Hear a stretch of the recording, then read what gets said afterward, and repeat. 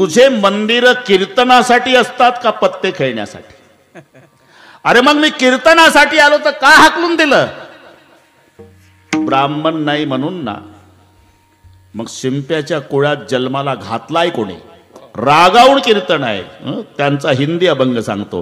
ही नदी न जात मोरे पंढरी ही नदी न जात मोरे पंढरी ही नदी न जात मोरे पंढरी ही नदी न जात मोरे पंढरी ऐसा दरुणे नाम दर्ज काय को बनाया ऐसा दरुणे नाम दर्ज काय को बनाया ऐसा दरुणे नाम दर्ज काय को बनाया ऐसा दरुणे नाम दर्ज काय को बनाया दीन दीन जात मोर पंढरी के राया दीन दीन जात मोर पंढरी के राया दीन दीन जात मोर पंढरी के राया दीन दीन जात मोर पंढरी के दीन दीन जात मोर पंढरी के राया पंढरी के राया ऐसा तुमने नामा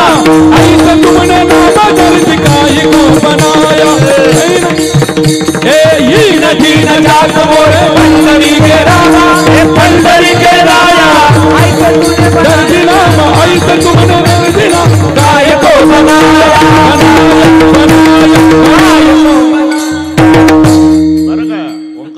हे घडलेली घटना, पण अभंग तो आहे, चिडून कीर्तन आहे. ही नदी न जात मोरी पंढरी के राया ऐसा तुमने नाम दर्जी काहे को बनाया. देवळाच्या मागचं कीर्तन औंढ्या नागनाथाचं. टाळ बिना लेकर नामा देवल में गया अरे पूजा करते बम्मन उन्हें बाहर धकाया. देवल के पीछे नामा अल्लख फुकारे जिधर जिधर नामा उधर देऊलई फिरे. फिरविले देऊळे जगमाची खाती नाम देवाची दूध प्याला नाम देवाची दूध प्याला. फिरविले देऊळे जगमाची खाती नाम देवाची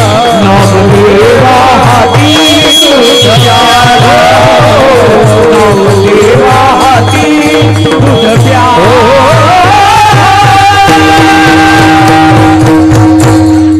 फिरविले देऊळ जगा माझी ख्याती नामदेवा हाती दूध प्याला. हे औंढ्या नागनाथाला घडलेली घटना. जिधर जिधर नामा उधर देऊलय फिरे. आणि मग पुढचा प्रश्न विचारला. नाना बर्ण गवाऊन का एक बर्ण दूध. ते ब्राह्मणाशी भांडले नामदेवराय. अरे गाईचे वर्ण वेगवेगळे, काही तांबड्या असतात, काही पांढऱ्या असतात, काही काळ्या असतात, पण दूध पांढरं. नाना बर्ण गवाऊन का एक बर्ण दूध तुम कहा के बम्मन हम कहा के सूद. आता पुढचं ऐका. मन मेरी सुई तन मेरा धागा और केशव जी के चरण पर नामा शिंपी लागा. मी का एवढा आटापिटा केला पण अभंग मात्र शिंपी शब्दावर थांबवला. हा अभिमान सांगतो. विठ्ठल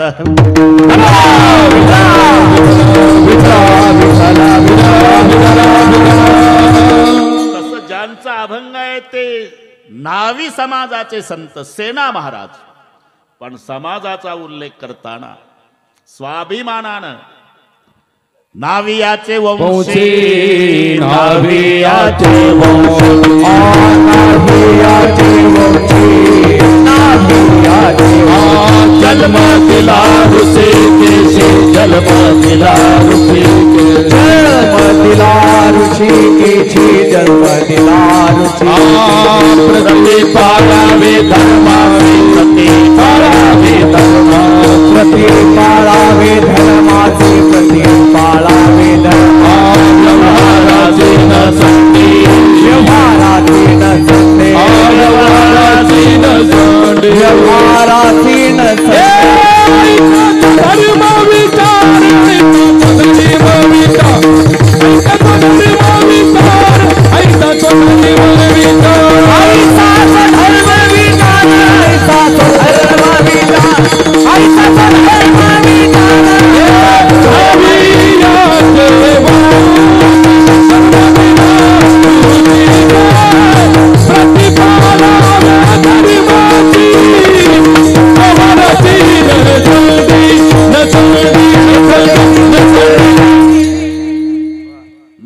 समाजात जन्माला आलेले संत सेना महाराज स्वाभिमानानं नावियाचे वंशी जन्म दिला ऋषिकेशी.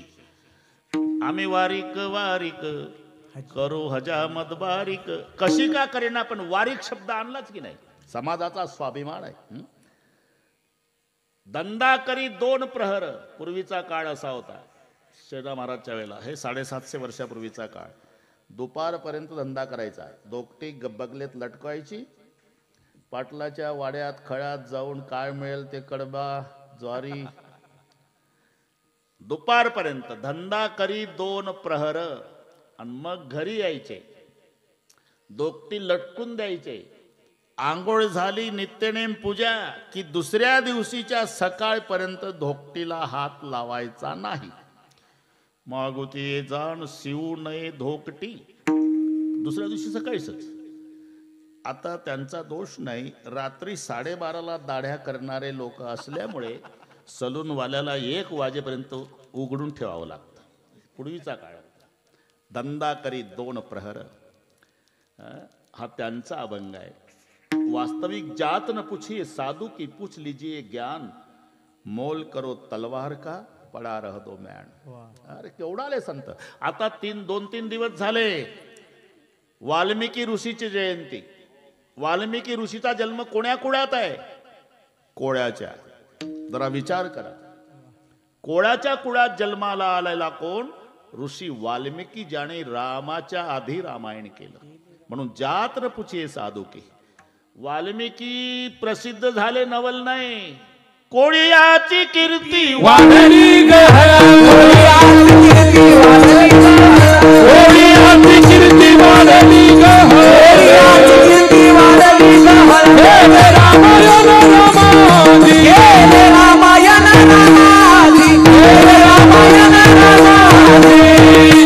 ज्या कुळात जन्म घेतात पवित्र ते कुळ पावन तो देश जेथे हरीचे दास जन्म घेती. ज्या वंशात जन्म झाला वाल्मिकी ऋषीचा कोळ्याची कीर्ती वाढली गहन. ज्या वंशात जन्म झाला सावता बाबाचा नामामणे त्याचा जन्म सफळ झाला. नवल नाही पण वंश उद्धरीला माळियाचा. तसं सेना महाराज नावी समाजात. बरं ते थोडक्यात सांगतो वेळ तंतोतंत सांभाळतो. योगेश भाऊ अजिबात तुम्ही टेन्शन घेऊ नका. उशीर लावला होता संजय भाऊनं म्हणून मी 9लाच आलो. तयारीच नव्हती. ते नाही. जन्म गेला सर्वांना माहिती आहे. ओंकार भाऊ ढोक महाराज म्हणजे बिघडलेल्या घड्याळी दुरुस्त करणे. याचं कारण सांगतो मी. बाकीचं तुम्हाला सगळे मिळेल ना नंतर. पण आजची गेलेली वेळ किती रुपये दिल्यावर येणार आहे लक्षात ठेवा. गेली ऐसी घडी पुन्हा नाही. वेळ काढायची असते. जिंदगी जब तक रहेगी फुर्सत ना मिलेगी काम से. कुछ समय ऐसा निकालो प्रेम कर लो राम से. सेना महाराज आपल्या महाराष्ट्रातले. त्यांच्या वडिलाचं नाव देवीदास, नावी समाजाचे. आडनाव वैद्य. लक्षात आहे ना? हो म्हणत ना. होला काय करतो. आता एक संबंध सांगतो. तिकडे गेले ते बुंदेलखंडामध्ये राजाच्या पदरी त्यांची सेवा होती. पण त्याच्या आधी देवीदास आणि ज्ञानेश्वर महाराजांचे वडील विठ्ठलपंत. एक थोडक्यात सांगतो. हे कोणताच महाराज तुम्हाला सांगणार नाही. ठोकाठाक्यात चालू आहे सध्या. थोडक्यात सांगतो. विठ्ठलपंत कुलकर्णी हा इतिहास आहे का. ज्ञानेश्वर महाराजचे वडील आणि देवीदास वैद्य सेना महाराजचे वडील हे गुरुबंधू आहे. एका गुरुकडे शिकले. रामानंदाकडे. एका गुरुकडे. मग काही दिवसाने विठ्ठलपंत महाराष्ट्रात आले. त्यांचा पुन्हा गृहस्थाश्रम सुरू झाला. 4 लेकर झाले. निवृत्ती ज्ञानदेव सोपान मुक्ताई. बस थांबला इतिहास अर्ध्या मिनिटात. देवीदास पुन्हा राजाच्या पदरी. रामसिंह क्रूर स्वभावाचा राजा आहे. त्याला कोड होती अंगाला. त्याचा 10 सहन होत नव्हता. त्याला चिडायचा तो. कोड होती. त्याची सेवा दरबारात देवीदास. पुढे मुलगा झाला सेना. एक दिवस कारण दररोज रामानंद प्रवचन संपताना म्हणजे मुलांचा पाठ घेतल्यानंतर शेवटचं वाक्य म्हणायचे, अरे सध्या देव महाराष्ट्रात आहे पोरं हो, ते तिकडे शिकवायचे. आयुष्यात एकदा तरी पंढरपूरला जा आणि त्या विठोबाचं दर्शन घ्या, कल्याण होईल तुमचं. एकदा तरी महाराष्ट्रात जाऊन त्याचं दर्शन घ्या आणि मग पाठ संपायचा रोज. इकडे देवीदास पुन्हा सेवा सुरू झाली. राजाच्या पदरी सेवा आहे रविदास, पण वेळ मिळाली नाही. देवीदासना येता आलं नाही आपल्या महाराष्ट्रात. थकता काळ आला. परंपरेनं सेवा सेना महाराजाकडे आली. पण मरताना देवीदास म्हणजे बापाचं डोकं मुलानं मांडीवर घेतलं सेना महाराजाने. डोळ्याला धारा लागल्या बापाच्या. बाबा रडताय? हा बेटा. का? माझे गुरुबंधू महाराष्ट्रात आहे, विठ्ठलपंत कुलकर्णी. आम्ही एकाच गुरुकडे शिकलो, रामानंदाकडे. आला की बंद करून टाका ना, काय घेतलाच पाहिजे असा नियम आहे का? मी आपला पोट तिडकीनं सांगतो राव. मोदी साहेबाचाही येत असं सध्या निवडणुका ते उमेदवार हे तिकिटा झाल्यांचे आहे, येत असेल तुम्हाला, कारण मोठे लोक बसले. इकडे द्रौपदी ताईचा येत असेल कोणाला, तुम्हाला मोदी साहेबाचाही येऊ शकते. पण माझं नाव सांगा त्यांना, 1 तास 10 मिनिटं राहिली, आय एम बिजी म्हणून सांगा, काही फरक नाही पडत. विठ्ठल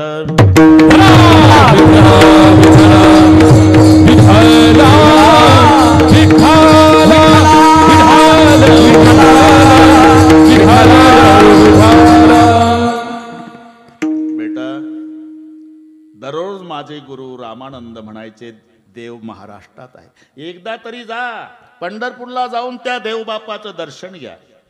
बरं का तौर महाराज, एकदा तरी जा. मला नाही जमलं राजा, फक्त माझी एक इच्छा पूर्ण कर. मरताना पंढरपूरला जा, त्या विठ्ठलाचं दर्शन घे. तो आमचा विठोबा ना, त्याच्या भक्ताची सेवा करणाऱ्याची सुद्धा सेवा करतो. हे शेवटचं वाक्य. पूर्ण करशील माझी इच्छा? हो बाबा. आणि तिथं गेल्यावर विठ्ठलाचं दर्शन झालं म्हणजे अलंकापूरला जा. माझ्या गुरुबंधूला विठ्ठल पंताला 4 मुलं आहे, 4ही अधिकारी आहे. त्या 4ही मुलाची भेट घेऊन ये आणि प्राण सोडला. बस. आता पुढचं ऐका. कार्य व्यापामुळे जाता आलं नाही, पण एक वाक्य लक्षात ठेवलं सेना महाराजांनी. माझा बाप म्हणत होता, तो विठोबा त्याच्या भक्ताची सेवा करणाऱ्याची सेवा करतो. म्हणून वारकरी तीर्थयात्रा करीत तिकडे गेले, भगव्या झेंड्यावाले, की पाया पडायचे. सेना महाराज चला घरी जेवायला, आंघोळ्या घालायचे, जेवू घालायचे, यथामती दक्षिणा द्यायचे. ही सेवा सुरू केली. एकदा 10 वारकरी आले, सेना महाराजांना घरी नेले. सकाळी त्यांच्या हजामती सुरू केल्या वारकऱ्याच्या. इकडे रामसिंहाला लहर आली, जा रे सेनाला बोलवा, दाढी करायची म्हणाव. निरोप आला. सेना महाराजची बायको बाहेर होती. कुठे गेला सेना? ते वारकरी आले, महाराष्ट्रातले विठ्ठलाचे भक्त, त्यांच्या दाढ्या हजामती चालू आहे. ते झाल्यावर पाठवते मी त्यांना. बिचारी भोळी बाबडी सहज बोलली. वापस आला सेवक. अरे सेना, ते महाराष्ट्रातले विठ्ठलाचे भक्त आले म्हणतात, झेंड्यावाले झेंड्यावाले. हे तिकट मीठ लावून सांगतो पुन्हा. वारकरी त्याच्या हजामती करते म्हणे त्याची बायको, आणि त्यांच्या झाल्यावर मग पाठवते म्हणे. सेनाचं दरबारात वर्चस्व सहन न होणारे काही होतेच, जखमेवर मीठ चोळायला आलेच. ते झेंड्यावाले तुमच्यापेक्षा मोठे लागले का सरकार? त्याच्या हजामती आधी, आणि ज्याच्या अन्नावर जगतो त्या मालकाची नंतर. दिलन रॉकेल ओतून बोलवा त्याला, फासावर द्या. आता फासावर द्या म्हटल्यावर ऐका तुम्ही, इकडे महाराष्ट्रातल्या पांडुरंगाच्या डोळ्याला धारा लागल्या. माझ्या सेनाला फाशी कशाबद्दल? माझ्या वारकऱ्याची सेवा केली म्हणून माझ्या सेनाला फाशी? क्षणार्धात जगाचा बाप सेना नावी झाला. क्षणार्धात. ते VIP दोकटी होती खुंटीला, सेनाला माहितीच नाही. ती घेतली देवानं आणि पळतच आले दरबारात, लोटांगण घातलं राजाला. चुकलं मायबाप. पुन्हा अशी चूक होणार नाही एवढा गुन्हा माफ करा, पुन्हा अशी चूक होणार नाही मायबाप एवढा गुन्हा माफ करा. आणि मग हजामत सुरू केली कोणाची? राजाची, रामसिंहाची. रामसिंहाला काय माहिती आहे आज जगाचा बाप माझी हजामत करतोय म्हणून. ते वाटी असते ना पाणी लाव, ते स्प्रे नव्हतं तणनाशक. हे नीट आहे का? आपण भूतकाळात आहोत सध्या. वाटी पाणी लावायची. कधी कधी राजा वाटीतल्या पाण्यात पाहायचा, राजा चुकून, तर त्या वाटीत त्याला चतुर्भुज भगवान दिसायचा. कैसे नवल झाले परी कैसे नवल, आ कैसे नवल झाले परी कैसे नवल. ए वाटी माझी दिसे हरी, वाटी माझी दिसे हरी, वाटी माझी दिसे हरी, वाटी माझी दिसे हरी, वाटी माझी दिसे हरी, वाटी माझी कैसे नवल झाले परी, वाटी माझी दिसे हरी, वाटी माझी दिसे हरी, वाटी माझी दिसे हरी. कैसे नवल झाले परी, वाटी माझी दिसे हरी, वाटी माझी दिसे हरी, वाटी माझी दिसे हरी. तिथलं चित्र डोळा पुढे आणा. चुकीत दाढी चालू असताना वाटीतल्या पाण्यात राजा पाहायचा, त्याला देव दिसायचा. कुठे? वाटीत. कैसे नवल झाले परी, वाटी माझी दिसे हरी. आणि पुढं पाहायचं तर सेना नावी. वाटीत देव, पुढं सेना. मग ते सगळे झाल्यावर ते आरसा दाखवायची पद्धत आता सारखा फिट नव्हता. हे नीट ऐका. दाखवायची पद्धत होती.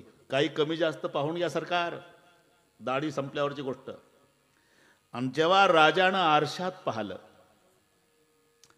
रूप पाहता दर्पण, दर्पणी रूप पाहता दर्पणी, रूप पाहता दर्पणी, रूप पाहता दर्पणी. आत दिसे चक्रपाणी, आत दिसे चक्रपाणी, रूप पाहता दर्पणी, रूप पाहता दर्पणी.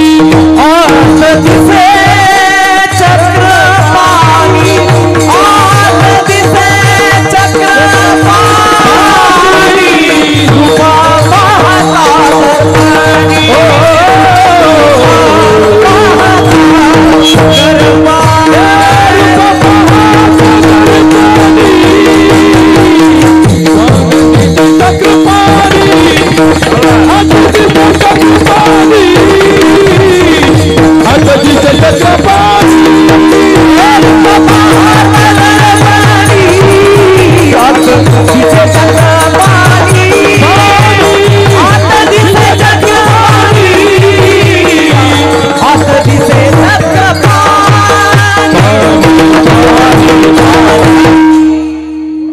जय हनुमान जय ओंकार, दोघंही कमी नाही. डोळापुढे चित्र आणा. रूप पाहता दर्पणी, आत दिशे चक्रपाणी. आरशात देव, आरसा बाजूला केला की शेणा. वाटीतल्या पाण्यात देव, पुढे शेणा. पागल झाला राजा. बरं का रविदास महाराज, शेणा महाराज म्हणाले अजून 1 तास आहे सरकार. इथलं सांगतो हा. मग काय नाही, मालिश करून देतो. ते सगळे झाल्यावर मालिश असते ना. अजून 1 तास आहे ना बाबा. मालिश सुरू केली. हात लागल्याबरोबर 10 होता. त्याला जन्मभर शांत झालं शरीर. म्हणजे 10 गेला. आणि जेव्हा देवानं मालिश करून दिली, जन्मभराची कोड गेली, सोन्यासारखं शरीर झालं. अरे वैद्याचा हात लागला तर एवढा गुण येतो. हा कोण आहे? वैद्याचा राजा. हा? राजा पंढरीचा निवास. हा ना, तुका म्हणे वैद्यराजा पंढरीचा निवास. सरकार म्हणले शेणा तुझ्या हातात काय जादू आहे का? अरे इतके वर्ष तू माझी सेवा करतो, अरे मला शांती प्राप्त झाली, मला सारखा दहा होता आणि कोड गेली रे अंगाची, हात लागल्याबरोबर सोन्यासारखी कांती झाली. शेणा महाराज म्हणले म्हणजे देवच होता तो. याच्यात माझा काय गुण नाही सरकार. ते कावळ्या उडायला आणि काडी मोडायला, बरं का, तसं झालं. तुमचा रोग जायला आणि माझा हात लागायला, माझं काय आहे, निमित्त आहे. नाही बाबा तू काय मान, आज मी प्रसन्न आहे. ए सोन्याच्या मोहरा आणणारे, मोहरा आणल्या सोन्याच्या.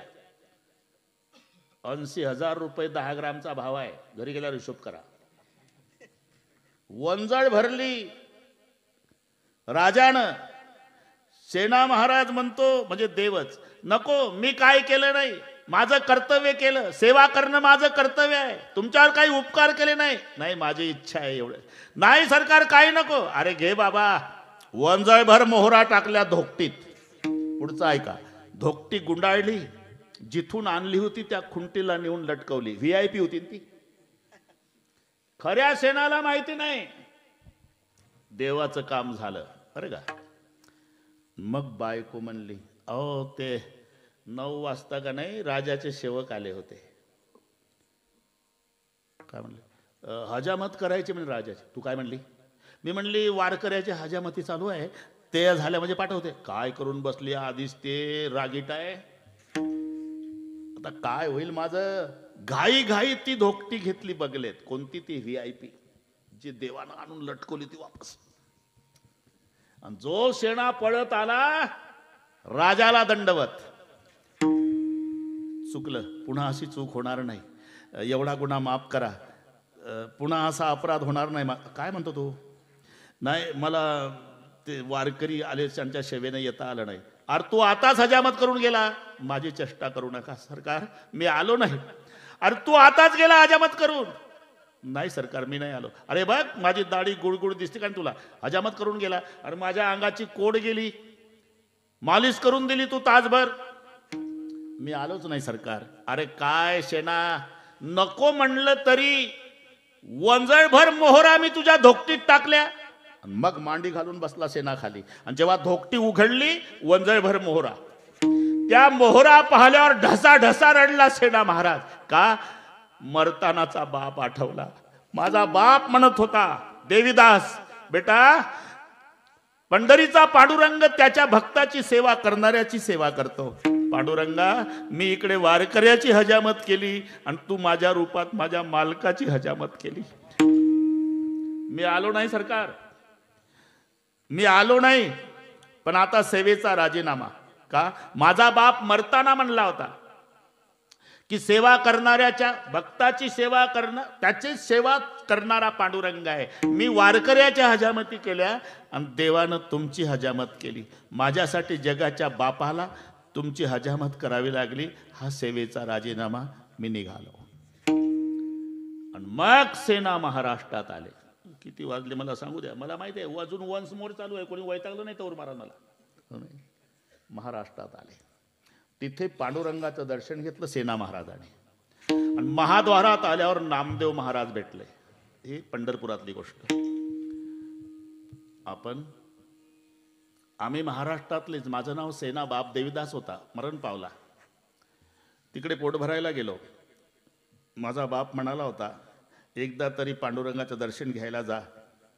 तो माझा पांडुरंग त्याच्या भक्ताची सेवा करणाऱ्याची सेवा करतो. हे 15 दिवसापूर्वी चमत्कार झाला. मी वारकऱ्याच्या हजामती केल्या आणि जगाच्या बापानं माझ्या मालकाची हजामत केली. साक्षी म्हणून वंजळभर मोहरा सेवेचा राजीनामा देऊन आलो. मी इथलाच आहे पंढरपूरचा, नामदेव माझं नाव. माझे वडील म्हणाले होते, शेणा पंढरपूरला गेला म्हणजे पांडुरंगाचं दर्शन कर. पण अलंकापूरला माझ्या गुरुबंधूला 4 मुलं आहे, निवृत्ती, ज्ञानदेव, सोपान आणि मुक्ताबाई. त्याच्यातला ज्ञानोबा मोठा अधिकारी महात्मा आहे. त्यानं गीतेवर भाषांतर केलं, ज्ञानेश्वरी ग्रंथ तयार केला. तर पंढरपूरचं पांडुरंगाचं दर्शन झालं म्हणजे आळंदीला जाऊन माझ्या गुरुबंधूच्या मुलाची भेट घेऊन येशील शेणा. मला आता आळंदीला जायचंय नामदेव महाराज. कशाला? माऊलीच्या दर्शनाला. आणि मग शेणाच्या गळ्याला बिलगून पंढरपुरात नामदेवराय रडले. उशीर केला शेणा. का? मागच्या 15 दिवसापूर्वी माऊलीनं समाधी घेतली. आम्ही सगळे तिथं होतो, देव सुद्धा होते समाधी द्यायला. तुला उशीर झाला. 15 दिवस आधी आला असताना तुला ज्ञानोबारायचं दर्शन झालं असतं. आणि मग नामदेवरायाच्या गळ्याला बिलगून शेणा महाराज रडून म्हणतात, नामदेवा मला